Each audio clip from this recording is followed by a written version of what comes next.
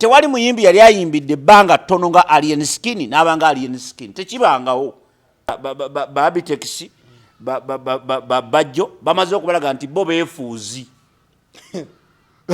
bano bo beefuuzi mu mwaka gumu bajja ebigambo byayogera tasobola biddamu olwaleero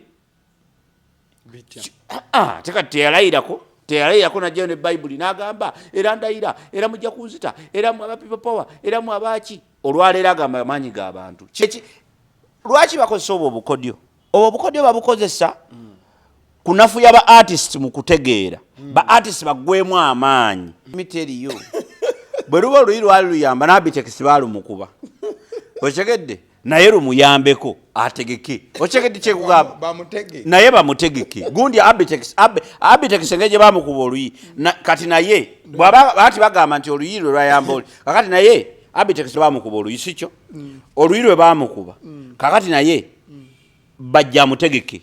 Oli ku YouTube channel agaliwo tuula kalira emboozi egw'amakerenda. Abuli wolabanga otandise okuba ng'ofuna abalabe manya bumanya nti olina ensonga ey'amaanyi gy'oliko era we buba buwanguzi oba otandise obutuukako olw'ensonga bagamba nnyo nti bagoba agulina so tovaako abw'obanga olina omupiira ne batandika okugoba ate tosuulawo mupiira kudduka ekitegeeza gwalina akaddako asigala nga otambulira ku nsonga eyo olw'ensonga oba omanyi nti ojja kugijjamu ekikulu abasiddiyo omusonsozi linnya lyange agaliwo ye YouTube channel kwoli tuba tugenze maaso n'okuba nti tusonga okuba nga tugamba ebigambo ku ludda luno andine Mwami Obote yajja kubabuuzaako tugambire ddala ebigambo. Mwasuze mutya nno mwenna abatulaba basuze batya oba basiibye batya basuze batya basibye batya kubanga waliwo omanyi omutimbagano guno gusaasaanira ensi yonna abamu baba bazuukuka ewalala ate abalala nga bayingira ebikunta so twagala okubeebaza mwenna gye musinziira mwasuzeeyo musiibyeyo muli mutya mu mbeera yonna wonna vidiyo webekusanze oli otya nno weebala ebigikutaganya webale n'ebyo byonna byotuusaako engalo ebitatambula bulungi nkugumya bugumya nti bijja kumala bikole ki bitereere ate ebitambudde obulungi oyise engalo mu maaso n'ogamba Mukama weebale oba Allah weebale mu mbeera eyo nze Samwiri Kalungi nfubutuka mu kitongole ekya Zinga yaffe kitongole ekitunuulira enkulaakulana y'ebitundu oba community development tuli ba artists aba performing artists ne art omulala yenna recently tulina ne art omulala gwe twaleese w'amacupa cupa ezo ze mulaba mweze musuula za wine ezaki ffe tuzikolamu ate ebintu ebizikola ki ebyomuwendo ddala ng'amagiraasi ng'ebintu ebyenjawulo kubanga giraasi is all around us naye ate tusobola okukolamu ebintu ebirala ne tutayonoona butonde bwansi so twagala okubeebaza okutulaba n'okutwekuumirako Zinga yaffe tukkiriza nti waliwo kituyita tukkiriza mu nkola ya personal responsibility and accountability buli muntu waali alina obuvunaanyizibwa ate awali obuvunaanyizibwa tewalina kubulawo mbalirira weewaawo abasinga obungi twagala nnyo obuvunaanyizibwa okubwetuuma era nze chairman era nze kino era nze kiri naye nga tebasobola kuwambalirira kati ffe kyetulwanyisa nti buli muntu alina obuvunaanyizibwa wooli wonna beera n'embalirira. Thank you so much. Atweyanza nnyo olw'embalirira eyo kati we tuba twogera ku nsonga y'obuvunaanyizibwa n'embalirira wiiki gye tuzze tutambuliramu okuba nga tutuuka olunaku olwaleero abingi ebigenze maaso n'okuba nga biba twatandika n'omukulu wa Abitex we yali yagenda maaso n'okwanja ensonga y'enkuuka ekivulu kyagenda okuba nga ayimiriddemu ng'ennaku z'omwezi ya 31 mu Lubiri ekijja okuba nga kiri massive ne Kyabasafama wamu ne saidi ekwatagana eyo wabula mu lukuŋŋaana olwo baatunyonnyola Bajjo wamu ne Abitex baatugamba nti mwana mulenzi Alien Skin ne Ronald Mayinja abo tebaaga yokulaba akasaati nga kefaananyiza nti Alien Skin ku kivulu kiri abo tebabeetaagirako ddala olw'ensonga nti baava ku maanyi g'abantu amubuufu obumu oba obulala kati watuvaawo Alien Skin naye lunaku lwabadde lwa Sunday that is yesterday yavuddeyo n'agamba nti omuntu waabanga akuwalana ewatali nsonga muwe ensonga eyaddala agende maaso n'okubanga akuwalana.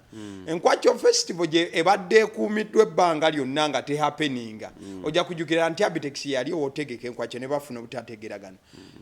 Alien Skin agamba nti 31 Desemba nga Abitex ategese enkuuka ate ye agenda kubanga so ojja kujjukira nti Nkwakyo festival mwana mulenzi Abitex yalina ogitegeka n'afuna obutategeragana n'Alien ne baawula.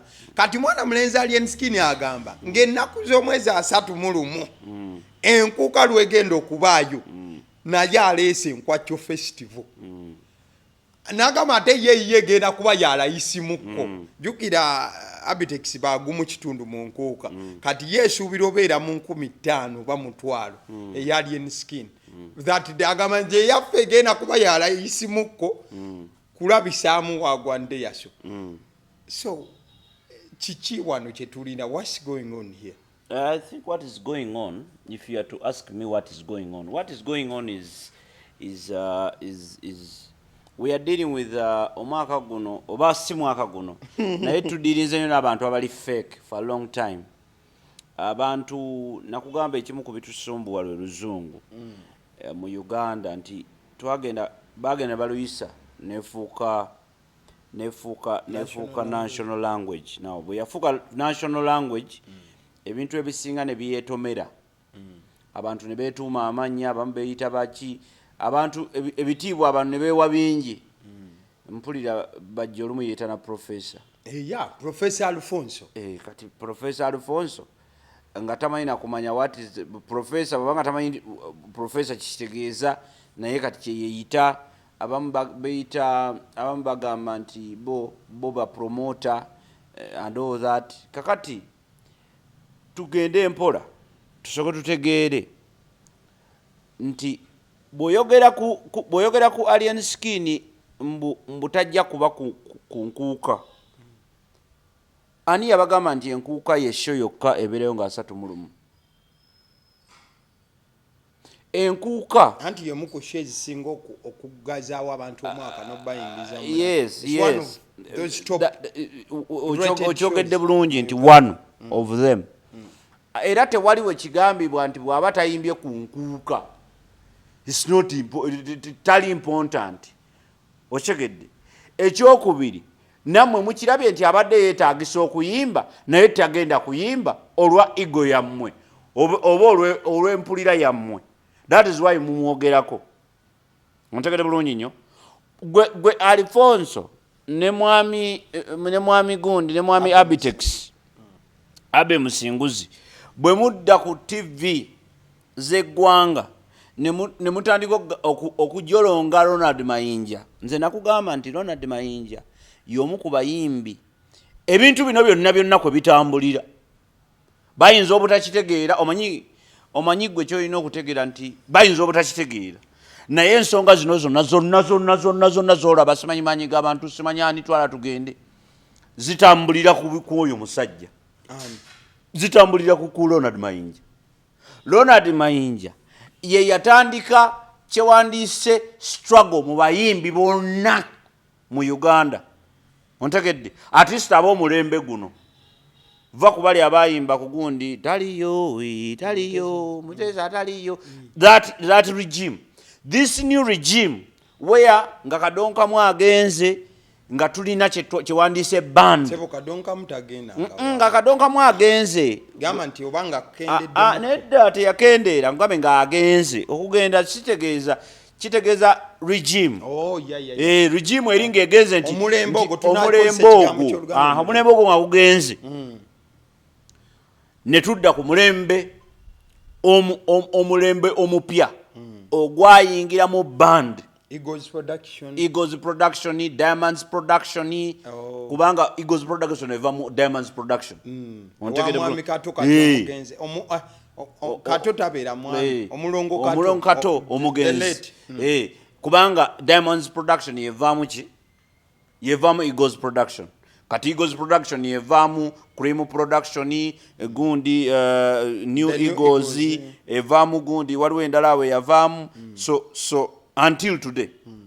So but mu regime eyo mu bayimbi abo bonna oyo omwana ye yatandika kye bayita ye yalaba importance y'okkozesa music to teach the world or to teach this country how we have to go mu mirimu, mu politics, ne mu bukulembeze.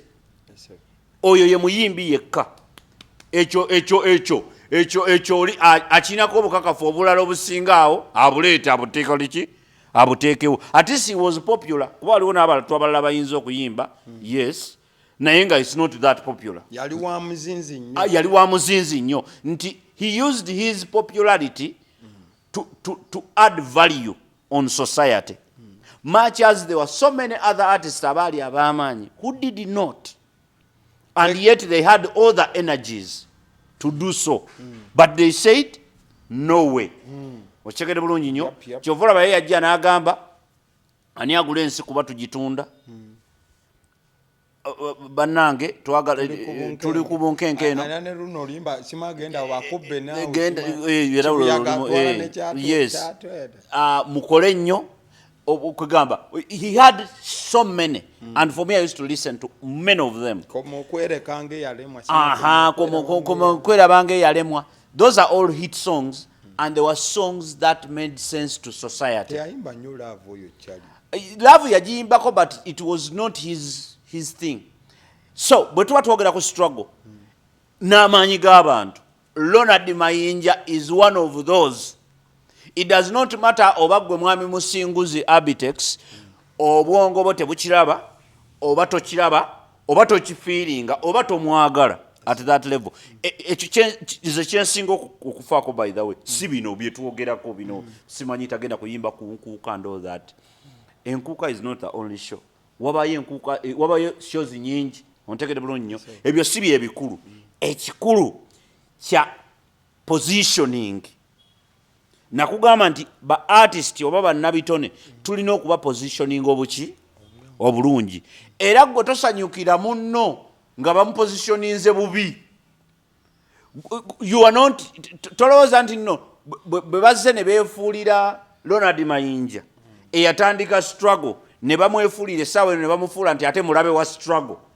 Ontegedde bulungi nnyo ng'ate ku nnyimba ze kwe baatambuliranga okufuna amaanyi gano ge balina kati kabonero akalaga obunanfuusi. Era nammwe ababeesibako mutegere nammwe bajja beefuulira. Tolabanga omuntu ng'alina ekintu ky'ayitamu gwe nolowooza nti nno you are safe. Abantu bano bamaze okubalaba ba Abitex Bajjo bamaze okubalaga nti bo beefuuzi. Bano bo beefuuzi. Mu mwaka gumu bajja ebigambo byayogera tasobola biddamu olwaleero. Teka teyalayirako najjayo ne Bayibuli n'agamba era ndayira era mujja kunzita era mu abapipa power era mu abaaki. Olwaleero agamba amaanyi g'abantu. Kitegeeza ki? Kitegeeza nti oba yalokoka. Anti wuliriza bw'olokoka senga Katonda senga ofuna sirimu for example mu kwetunda mu kubeera malaaya for that matter katukose context yeyo senga n'ogenda n'ofunirayo sirimu bw'olokoka sirimu tawona. Ontegedde enkovu gy'ofuna ng'okola ebyeffujjo senga bakukwata ng'obba ne bakutemako omukono bakapa. Ontegedde bulungi nnyo. Manyiyo omusajja yagenda nabbe waggulu eyo engulu eyo ne bamuggyako muki omukono bamutemako omukono bacapa ne bagujjako bali bo bamubuuza nti gwe oyagala ki okusiba okutemjako omukono okusiba emyaka simanya ameka n'okugira sharia lo nateekayo omukono n'agamba nti yali Sudan n'abagamba nti ne gudda wali ne guzannya. Ontegedde bulungi nnyo. Kitegeeza kugamba nti enkovu gy'ofuna ng'okoze ensonga. Ffenna tulina enkovu zaffe bye wakola ng'oli muto. Enkovu ezimu tezijja kuvaako naye nga tekikugaana gwe kukyuka. Kakati fe tutunulira ebyo byonna tubitutunulira because we are not dealing with we deal with the truth, not the facts. ekintu ekisinga otutawanya nti abantu batunuulira nnyo facts ne bava ku truth. Facts zo zibaawo naye truth is the most important part. Amazima kyekikulu si kyewandiise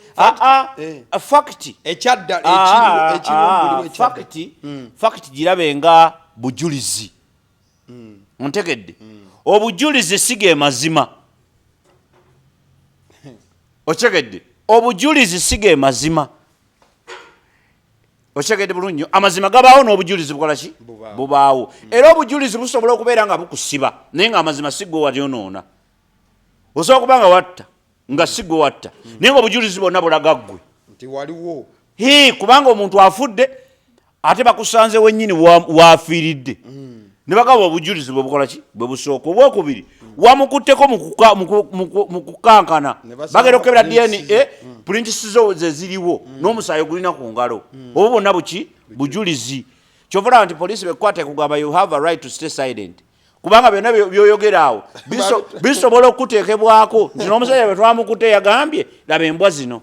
Ontegedde bulungi kitegeeza nti yabadde azizza omusango. So kitegeeza ki wabadde otuvumira ki twali tukoze ki kitegeeza olabika olina kyomanyi kuki ku nsonga eno. So obujulizi sige mazima. Kakati Balifonso batambulira nnyo ku bujulizi. Bajjo ne Abitex batambulira nnyo ku bujulizi so si ku mazima. Era baagala nnyo obujulizi kubanga bo bennyini bamanyi n'obwekuliyetingira. Okimanyi nti omuntu asobola okuwaako obujulizi obw'obulimba? Era kyensonga lwaki baleeta Bible n'olayira nga oli asobola okuwaako obujulizi nti kituufu oyo namulaba naye ng'alina byakwagaza yagala bakusibe abbe ettaka lyo oba yeebake ne mukazi wo ye ng'agamba nti kakati oyo mukazi we namwagala ddaluki oyo. Kakati we basibira omusajja ono mulina kati Bajjo kye bakola nti ekizibu kyabwe kisinga ku kye tulaba. They have the inner deep business bo gye balimu kubanga kati bo batunulide kutunda show zaabwe. Kyova olaba nti Bajjo ayogera emirundi eki on the expense of others. On the expense of others. Bo buli lwe boogera to develop their businesses but on the expense of others.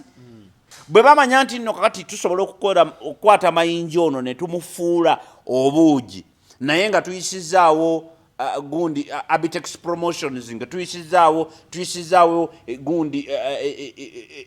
gundi nankani yaabwe eyo simanyi yani gundi show zaabwe. They feel better that way. Bakozesa obujulizi mu public bafune sympathy for their business. That is the naked truth. Oba that could be, oba that is actually the truth. Much as tebakyanjuluza bwe batyo. Bagenda bakibikabikako. Ontegedde bulungi nnyo because tebalina nsonga lwaki Alien Skin tayimbayo. Ate era tebalina nsonga, tebalina bukakafu nti yabadde ayagala okuyimbayo. Otegedde bulungi nnyo. Gundi Ronald Mayinja tanabagambako nti ayagala kubayimbirako. Era Ronald Mayinja emirundi gyayimbe mu nkuka gimala.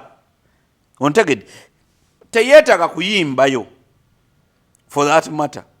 Oba okategedde bulungi nnyo. So tulina okukkiriza nti we need to position our artists. Fe abasigaddewo abakyategeera tetujja kutunulira Bajjo na Mwami Abitex. Bayinza okuba okutegeera kwabwe kukomyawo ku nsonga ezimu naye ffe abamanyi nti nno abayimbi bakyajja n'obulungi bwabwe tukyabwetaaga ne be bakola tukyabyetaaga n'okumanya nti waliyo bapromota abalala bandiyagadde okupromotinga ebintu byabwe naye nga tebalina science ono wakozesa politics kulimbalimba bantu nti gano amaanyi g'abantu tewali mu Uganda bisolo. Okitegeera bulungi nnyo. Gundi agwa amaanyi g'abantu bo bagamba bakozesa amaanyi g'abantu but amaanyi g'abantu agaddala bw'oba oyogera ku maanyi g'abantu agaddala olwaleero Alien Skin alina olwaleero bw'oba oyogera ku maanyi g'abantu olwaleero Alien Skin alina awards ezisukka mu 5 in not more than a year. Teri muyimbi yali akikoze mu Uganda. It can go on record. Tewali muyimbi yali ayimbidde ebbanga ttono nga Alien Skin n'abanga Alien Skin. Tekibangawo. Keeping all other factors what? Constant. Ontegedde bulungi nnyo. Tekibangawo mu Uganda. Tetubanga na muyimbi alinga Alien Skin mu Uganda. Ekyo tukikirize kyembagamba nti we must get what we call positioning. Ngabo tutabanga na muyimbi alinga Bobby Wine mu Uganda. Tabangawo. Omuyimbi ayimba nga mulasta n'avaayo gyavudde n'agenda n'ajja n'ayagala kubeera president oba n'afuuka because that guy was the second. So kitegeeza nti literally he's a president at that level. Ekyobola I see them as presidents. Era kyobola nti byonna bigenda maaso naye munenya sinenyaako omu kubanga nze ntegeera nze manyi kye bayita obukulembeze butegeeza abakulembeze bokka bali mu buyinza kitegeeza n'abaana abatali mu buyinza bonna baba bakulembeze era bonna bavunaanyizibwa bali be baba abaama kyovola ne mugundi tulina ba shadow ministers olowooza lwaki bali babeerawo kiri mu mateeka omukulembeze ono avuganya n'ali mu bukulembeze bonna bakulembeze okyegedde bulungi nnyo so ono aliwo ku advising ono by hook or crook oba ayagala oba tayagala oba kyegedde bulungi nnyo talondebwako takubwako kalulu. He's another president. Boba president mu Uganda bali mwaba. Bobby Wine ne Museveni. Museveni yali official, Bobby Wine is the shadow president. Obo yagala bato yagala bwe kicho kikwaki bwe kiri. Era si kituufu. Yo no kubanga anenyoli. Bayina kolera watya? Wamu. Ontegedde bulungi nnyo nga we batakwataganye ng'agamba nti tukwataganye kino kifu okikoze nga ggwe ffe tetukyagala kuba naye alina following ennene ontegedde bulungi nnyo. So leaving that aside abantu tubasomesa next time about those things. Today ku Alien Skin nti Alien Skin teyeetaaga Bajjo mu bulamu bwe teyeetaaga n'ono musajja wammwe gundi teyeetaaga n'ono musajja wammwe Abitex tamwetaaga wera ayinza okumwagala naye tamwetaaga oba okyegedde bulungi omanyi abantu ba confusing ebintu nti okwetaaga n'okwagala byanjawulo okyegedde nze nsobola okuba nga nkwagala naye nga sikwetaaga okyegedde bulungi nnyo kati bano bo bakozesa ba artists okukola businesses because they are not promoters for that matter. Bajjo talina artist gwe yali akoze amuteekewaawo nti wuuno taliiwo otherwise bandibadde bakwata bukwasi ba artist baabwe be baakola ne babateeka ku show. They don't have any artist gwe baali bakoze kati what is promotion? Lwaki bayita ba promoter? They run the game. They don't run the game. Gwe olowooza nti running a game eruningibwa ba artists okyegedde bulungi nnyo ba artists bano be running a game era lwaki bakozesa obukodyo babukozesa kunafuya ba artists mu kutegeera ba artists bagwemu amaanyi babeesige ontegedde bulungi nnyo kyovula lumu Bajjo yavaayo n'akola price list y'abayimbi n'agamba ono wa 15 ono wa 17 ono weena ono wa 7 ono wa 15 naye ng'ayogera ku ba artists. So we need positioning. Tulina okupositioninga ba artists baffe mu ngeri entuufu oba okyegedde bulungi nnyo mu ngeri entuufu.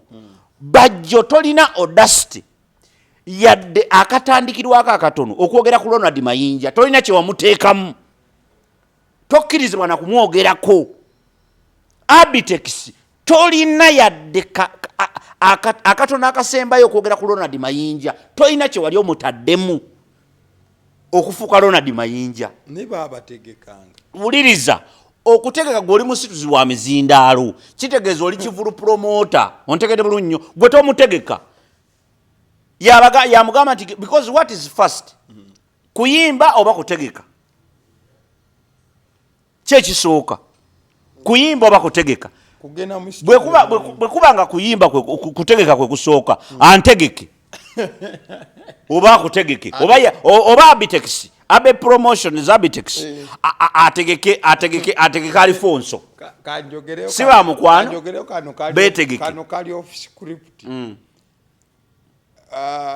Abitex wiki ng'emwe mabega bamukuba oluyisamu yabamubawusinga kati ojjukira ati alien skin okola ekivulu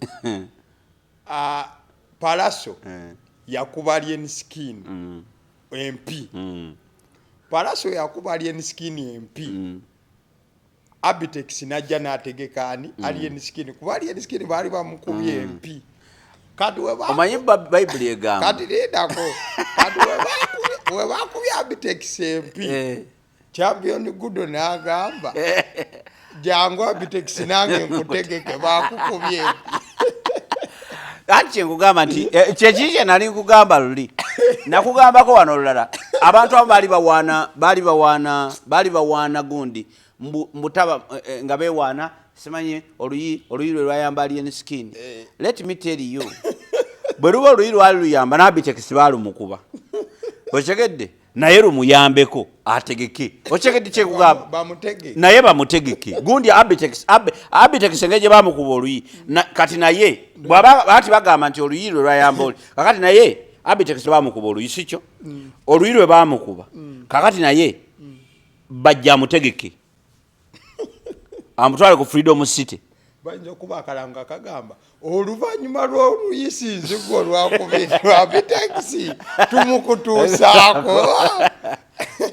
So anyway, to be honest, I think just for conclusion, I want us to understand one tulina positioning aba artists baffe. Yes, sir.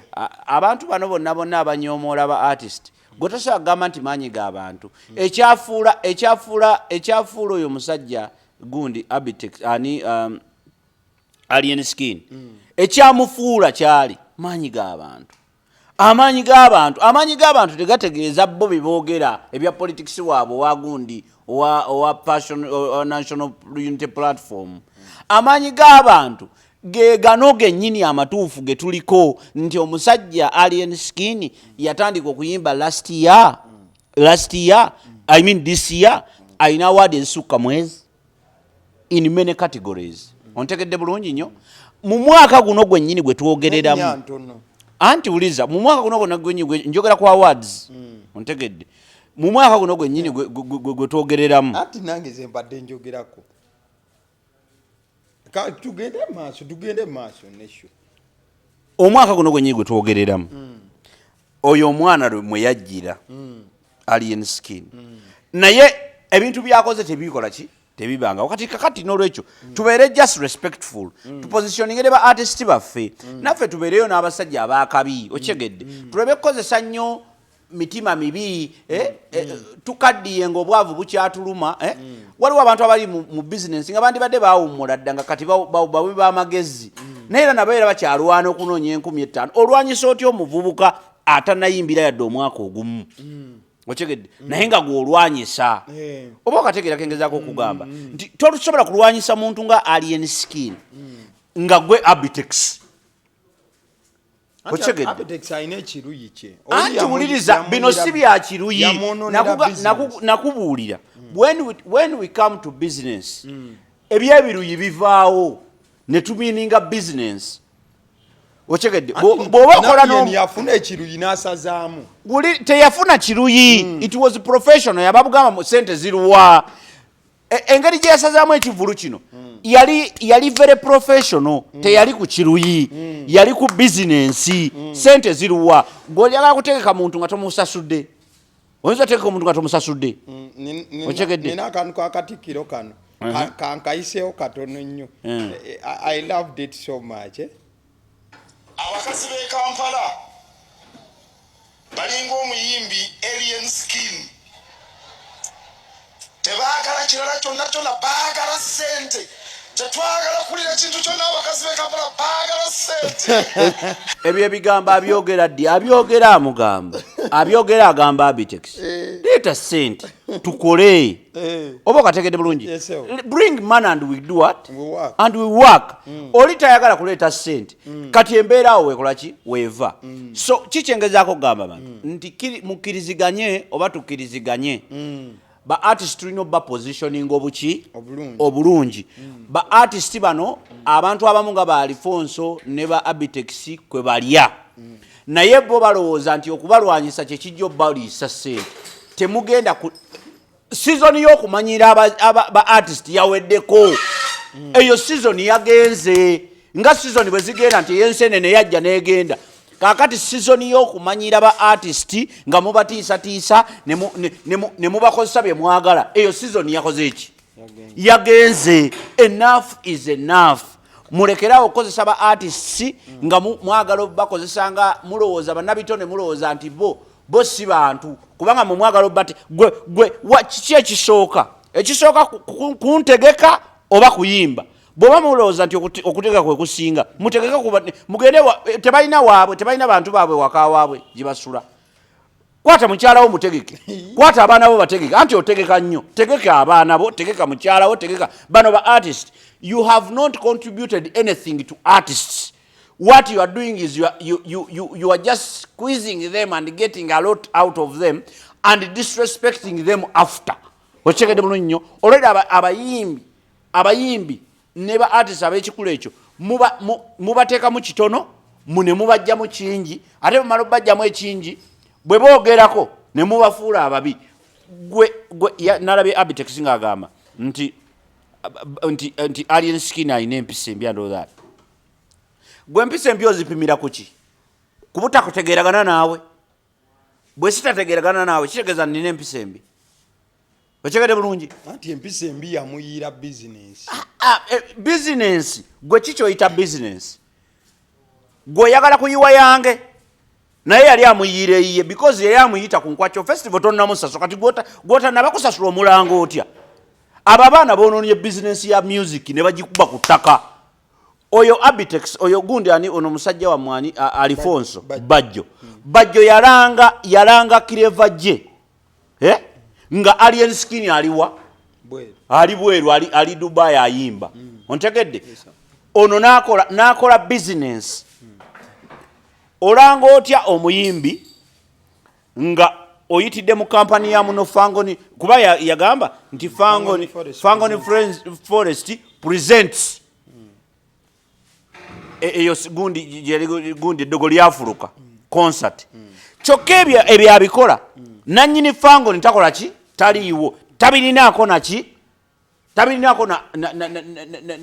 na knowledge oyo maybe knowledge yeyinza okuba yaliwo naye consent tebannaba kukkiriziganya ye n'ategeka bw'ategeka ne bajja n'abayimbira nako ku maiden show ziri endala bw'ayagana okuyimbayo ne bagamba nti alina empisa embi tayagaliza ate munne kakati gwe yasanga ono ng'ayimba oli eyamuwa kolabo yatamwagaliza okusinga gwe yamutegeka ng'oli eyamuwa kolabo taliiwo tamanyi ate n'omutegekera mu linnya ly'oli so kitegeeza nti bano ne struggle gye boogerako era njagala okutwala okulabula kuno eri abantu mwenna eri ekitongole kya National Unity Platform kwati weekiri tubasaba mutunule mu nsonga zino zonna temutunula side emu leka muleme kubeera kiso kya mbuzi ekirekerera omusazi ne kitunulira omubaazi kuba omubaazi yajjako eddiba kirekerera ono omusazi eyaggyeko omutwe kubanga nekitunulira ono awo naabaaga ajjako eddiba nekimusajja gwe so kati njagala National Unity Platform njagala twala omukisa guno with all due respect nze nagamba I respect institutions and I respect people nyinza okuba nga sikolagana nga siri directly in touch with them because oluusi byenjogera bibayisa bubi but njagala twala omukisa guno okusaba National Unity Platform nti National Unity Platform ng'ekitongole oba nga state ku level eyo mutuyambe ku bantu nga Bajjo ne ba Abitex. You either own them or disown them. One. But then two, kubanga bobo lwe batulumba mu society ne batunyigiriza. Bagamba nti bo bali wammwe nti era mmwe mubavunanyizibwako era byonna bye bakola babikolera mu linnya lyammwe era maanyi g'abantu era ffe tuli kiraba era kati naye ate be bantu be bamu tubalabye emirundi mingi nga bakola effujjo lingi lye tutasuubira nti lyammwe okyegedde bulungi nnyo because nze bw'ojja n'otandika okuvuma Ronald Mayinja is a father mu artist he's a father. I say this without any fear of any contradiction. Ronald Mayinja is the father of struggle in artists mu Uganda. Ye mutandisi wa struggle He's not a grandfather but he's a father. Ye tata wa struggle mu bayimbi. Ye tata wa struggle mu bayimbi mu Uganda. Ayinza okuba si ye jjajja waayo kubanga bali abasajja bamasagazi baaliyo. Naye he's the father. Ye mu mulembe guno gwa mu 7 ye yatandika okugamba ku bantu nti nedda ye yagamba ku bakulembeze ng'akozesa ennyimba ze era yabagamba nti mubbe naye nammwe bali babba. Ontegedde bulungi. Ye yagamba abantu nti mukole nnyo. Ye yagamba abantu nti bannayiro kibuyagalo alitikula ennyumba mujja kulaba ekiri munda. Ye yagamba abantu nti bannange ensi mugitunda mugimalawo. Yes. So he's a father of struggle. So bwe mukwata taata wammwe mu struggle ne mutandika okumujolonga nga mukozesa politics ono owalayisi. Omanyi waliwo politics owaddala ne gwe bayita cheap politics. Cheap politics yono politics okukola ebintu nga gwonoonya woofunira nga Bajjo gwe bazannya nti bo bwe baba baako kye balanga nga bagamba anti amaanyi g'abantu togoogera nakugamba waliwo ebintu mu nsi bye tutayogera nga tunatera wumbawumbako nga kyali ku line y'abantu kubanga bw'oyogera ku maanyi g'abantu ne weerabira nti alien skin bisolo bye bimuwagira nga tugenda wumbawumbako twalabye amaanyi g'abantu lunaku era lwabadde lwajjo gano gatiiriisa okufaako obufi ku fangoni awo amaanyi g'abantu mwana mulenzi Madhubala oba mumumanyi oyo microphone yange ejja kugira onaakola buno musiraamu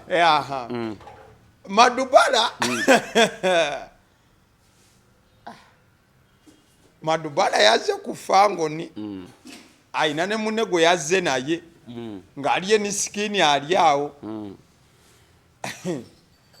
Madhubala aliye ni sikini namuga naye musajja gwe ng'obadde onvuma ate sebo n'ofuna n'amaanyi agajja ku fangoni namugamba mwana nze mba sikuvuma just bebeera vibe namugamba vibe gwe tomanyi nti TikTok yafuuka nsi namba ebintu byokola sebo nokola video nefuna zi views nti oli mu kukola muki vibe nakasebo syakola nabo video buwera bubiri kali eni skini mumufulumye kati musayo mufulumya n'abaamu okuwalira nagamba mumufulumye ate waawalira mumulabise okulabisa ko boogerako okumanyi anti Ibula yavaayo n'akola kali ke yakola kati tewali temugira tosudia. Alien skin is one of those. Madhubala bamuyisizza. Okimanyi nti alien skin y'omu ku bayimbi abakyasinze okubeera hambo mu Uganda. Machas mumulabanga omukyamu naye he is very humble. Lwaki ebbanga lyabaddewo ebivumo bye bimuvumye talina muntu gwe yali akubye. Okimanyi nti ekiri ku record waliwo abayimbi wano abazimbye bannaabwe amaaso tubamanyi n'abasajja be bakyagguwa ssebo. Muliriza Ibula yali akutte omugwe. Waliwo kye bayita bouncing n'okukuba abo abaana tewali muntu gwe baali bakubye nti wuuno bamukubye gwe leetayo omuntu nti bamukuba wuuno bonna baba bouncinga bubawunsinzi. Kiki otegeeza okubawunsinga kwe kujja mu position okyegedde olemedde omuzindaalo gwaffe sawa yaffe yakuyimba ffe tukujjawo bujja tukuteeka w'olina okubeera tetukukwatako nti nno tukube mwafuka basituzi nedda it is clear nti eno ensi kyogiwa nayo kyekuwa ontegedde. When you hate me there's no reason why I should love you. I should just ensi bwetyo bwefaanana Katonda bwe yatutonda bw'atyo. Katonda tayagala sitaani. As simple as that. Tadiringa naye ontegedde sitaani ne katonda era katonda tayagala sitaani tosobola kugamba katonda nti nno sitaani wuno baddeko naye mwana naye era kyekimu tubeere ffenna era gamba beera eri wa sitaani wo eyo tegedde nze ebyange obimanyi njagala kino nekino ontegedde bulungi nnyo so sitaani ne katonda tebakolagana bw'oba toyagala fangoni naffe fangoni tetukwagala as simple as that ekyo tukiteeke wali kati bwe tuyingira business endala we can talk at a professional level ontegedde bulungi nnyo can only talk at a what at a professional level nti bannange kino kiri kati batuwadde omuzindalo gwaffe ogulemedde bwe tukugjawo it is that simple tokitemerako tokiteeka mu feelings that's how it is kyadde kyetaagisa omugo Madhubala bajooka omanyi bamadubala obalaba ensi bagenze ensi bagibyemu bubbi omanyi bamadubala ekika ky'abantu nga bamadubala nze kyobola I'm not quick to judge or to feel sorry for somebody nabalaba wano madubala bagizaawo balwanyirwanye badduse wano bagenze simanyi tuzimbire maama ennyumba ndowooza and when I heard the history of Madhubala, ebintu ebisinga obungi tubyekolera. Madhubala bamuwa ku ssente awo. Madhubala nga yambale nga tumbulago. Ne bamuwa ssente akole edduuka. Yagikola edduuka. Yagikola yogera. Yakola edduuka. Yagula boda. So kitegeeza nti yagula boda ne boda ndoza ateeka yagitunda. Sikimanyiiko sebo nje. Anti simanza sikyagiraba. Kuba yagitulaga nga agiguze. Osula naye. Anti yagitulaga nga agiguze. Naye kati bwe tumulaba ali mu buliri nga ali yeemola bwemoze mu buliri. Bw'anoonya abakazi bw'akola ki? Ayina omukazi gwe yali agenda. So kati kiki enjagala okulaga? Kiki enjagala okubuulira?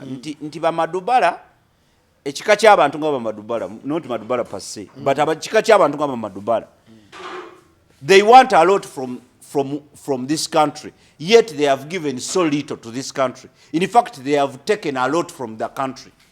Ontegedde bo gwabwe gwaku extractinga from this country enensi tulina okubaako kye tugigattako, in other words okubaako kye tugijjamu.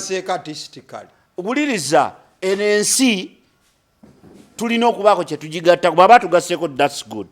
But what I'm trying to say is nze sinalwa kulaba kyatugasseeko, but bw'obanga gw'okirabye mukama yeebazibwe. Nze nyinza okuba sinakiraba naye nja kukiraba. Nja kukiraba, don't take me there, nja kukiraba.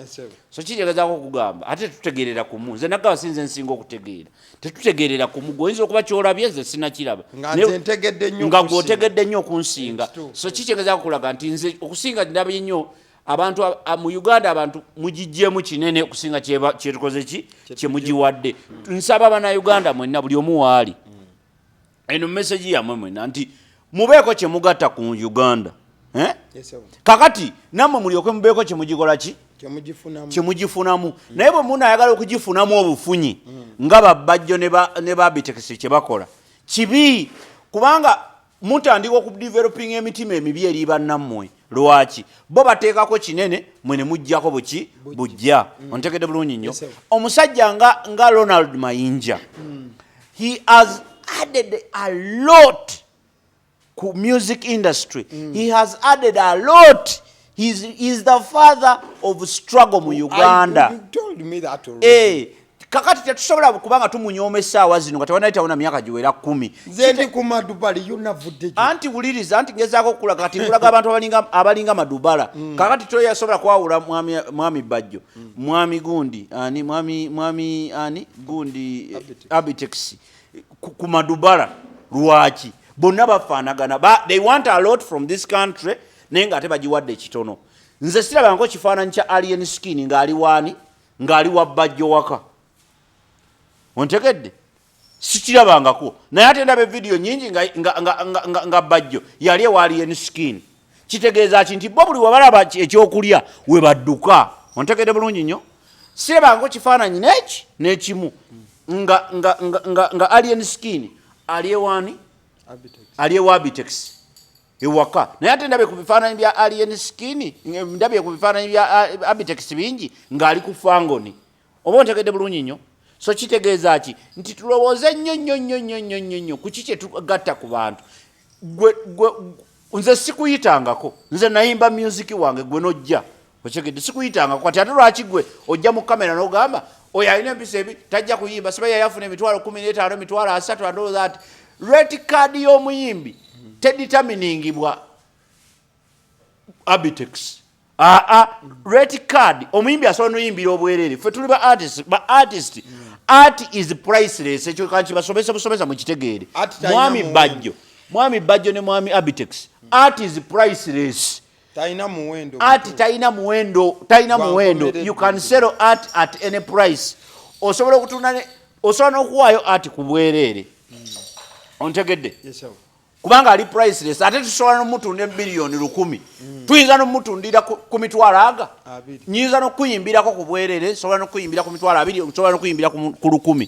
nsobola n'okusaba nekugamba nti mpa amafuta ga mitwalo 5 njije nkuyimbireko kitegedde bulungi nnyo so art is priceless bano baleeta rate card simanyi yali namulabye ng'ayogera awo ngeri yakusaagirira anti kubanga yafuna emitwalo 3 and all that gwe abaali bamu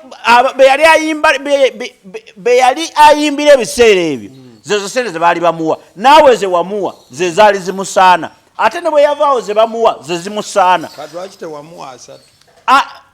gwe yakugambako nti mpa miliyoni bwe ziti ye yeetegeka ontegedde bulungi gwandi muwadde 3 nga tusiibula njaga okutegeeza abantu nti twetaaga okuzzaayo naddala authorities n'abakulembera ba artist mu Uganda njogera ku bamukyala nga bafiina masannyalaze njogera ku baragadi njogera ku basajja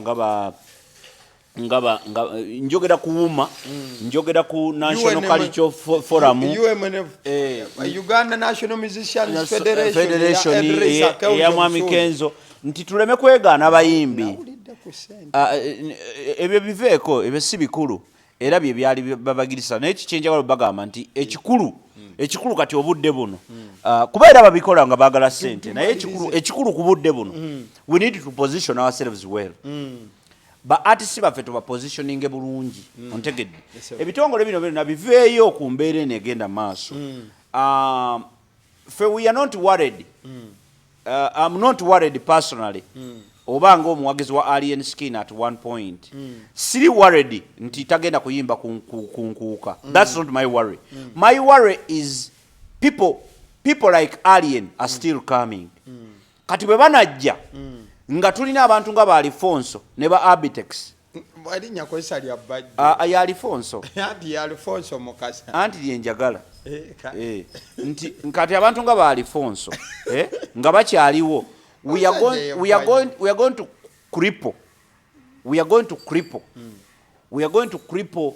our business tugenda kulemaza business ya music mu Uganda kubanga bo batunuulira mmere ya leero nakugamba oba sigamba nko bati nja kugamba abantu wano olwaleero kino kyekisemba obudde mmanyi bukutte nti kino kyekisemba nti mu bulamu abantu muyiga okukola kye bayita waliwo kye bayita strategic planning ne wabaawo ne kye bayita succession planning now strategic plan abantu abasinga kwe tutambulira tukola ensobi eyo ntambulira ku strategic plan tetuba na succession plan omuntu alowooza nnyo ku nnyumba ye bwagenda okugula emmotoka ye bwagenda okuzaala mu bakazi be bwafuna ssente bwagenda okukkusa akawunti ye naye n'atalowoozayo lunaku lwalibeera ng'ava mu nsi eno kiki kyanaaleka oba kiki senga bukeera ku makya kati succession plan olw'okuba nti abantu abasinga tebalowooza ku succession plan balowooza ku strategic plan aba anoonya kati yoni omuntu atategeera ye atunuulidde kivulu kyagenda kukola next week tatunuulidde bivulu bino abaawo after 10 years omuntu atali strategic atali succession planning atatunulira succession planning tatunulira muyimbi asinga ku Alien because waliwo abayimbi abalala bali unruly nosinga Alien Skin abatanaba just kufuna mukisa nga naye we bayitirawo bapa kakati kikyengezako kugamba nti tubeere that careful nga twogera ku bintu bino tuleme kutunulira Alien Skin tutunulire abayimbi abalala nga 10 abagenda okujja abafaana Alien Skin okitegedde oba abamusingako ontegedde bulungi nnyo kati bwe tunaabalo batunuulira tulyoke tutegeere music industry egenda kubeerawa so tutunuulire nnyo nti ba Abitex baleme kulowooza nti they are the first and the last people okutegeka abayimbi tutunuulire nti bwe munaateekawo omusingi ogufaanana bwe gutyo mulowooza tugenda kuba na media yonooneka media emanye kyagyonoona succession planning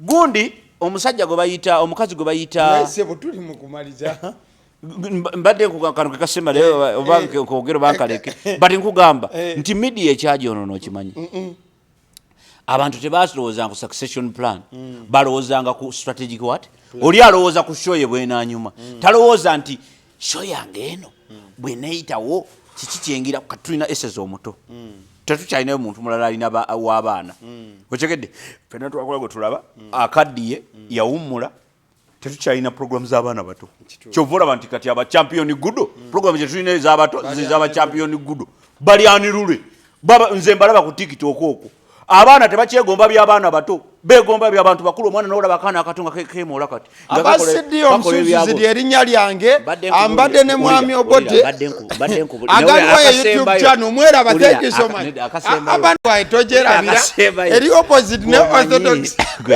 gwe uli akasembayo omanyi nti gundi ulira era abani bagimanyi nawe ya bei bagimanyi wano tubeerawo buli Friday semba mwezi tubeera na mu kibira era ulira omanyi nti nno gundi ye yaleeta gomanyi nti gundi ye yaleeta gundi ono omukyala gwe bayita Straka mwezi okimanyi nti ye yaleeta musajja wammwe gundi ono omwami gwe bayita Rwamiti